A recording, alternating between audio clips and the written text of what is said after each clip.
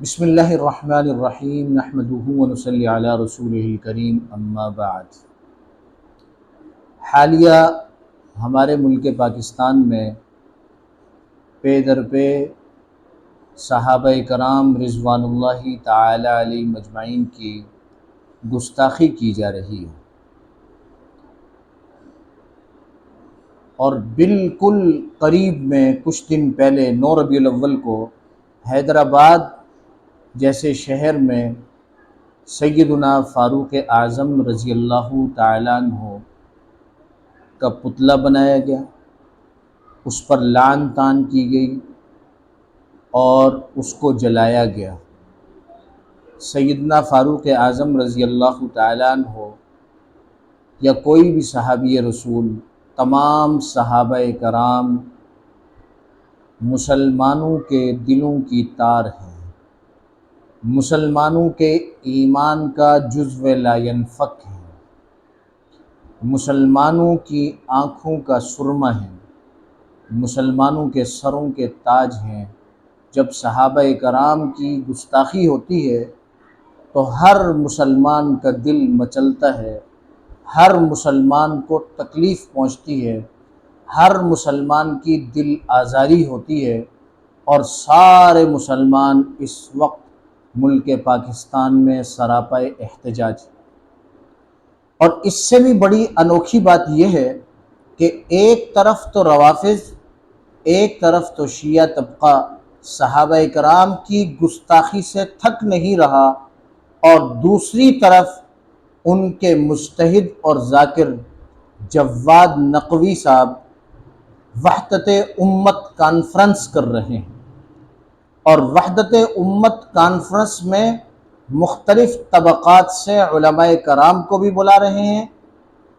دیگر مکاتب فکر کے لوگوں کو بھی بلا رہے ہیں۔ ہم پوچھنا یہ چاہتے ہیں، ہم سمجھنا یہ چاہتے ہیں کہ ایک طرف تو آپ صحابہ کرام کی گستاخی کو اپنا ایمان سمجھتے ہیں،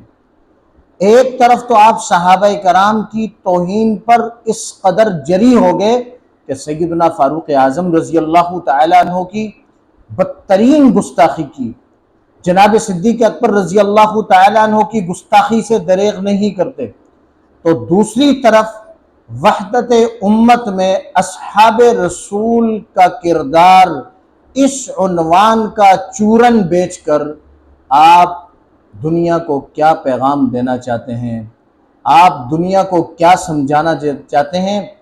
آپ دنیا کو کون سا لولی پاپ دینا چاہتے ہیں؟ جب سے اس ملک میں صحابہ کرام و اہل بیت کے دفاع کا بل پیش ہوا ہے، اس وقت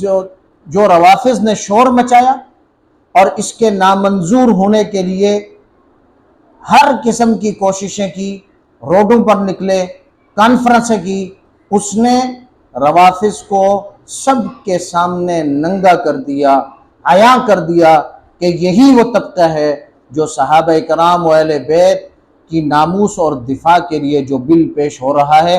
اس بل کی مخالفت کر رہا ہے، اور اب بالکل قریب میں جناب فاروق اعظم رضی اللہ تعالیٰ عنہ کی گستاخی کر کے اب کانفرنس عروۃ الوثقی مدرسے کے اندر، ان کے نام نہاد مدرسے میں یہ کانفرنس کر کے وہ امت کو کس دھوکے میں ڈالنا چاہ رہے ہیں۔ یاد رکھیے کہ اب سب لوگ پہچان چکے ہیں کہ صحابہ کرام کی گستاخی کرنے والا کون ہے۔ صحابہ کرام اور اہل بیت کے ناموس کے سلسلے میں پیش ہونے والے بل کو نامنظور کرانے کی کوشش اور جسارت کون کر رہا ہے؟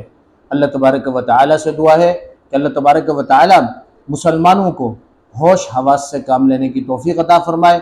اور تمام مسلمانوں کو کھلی آنکھ سے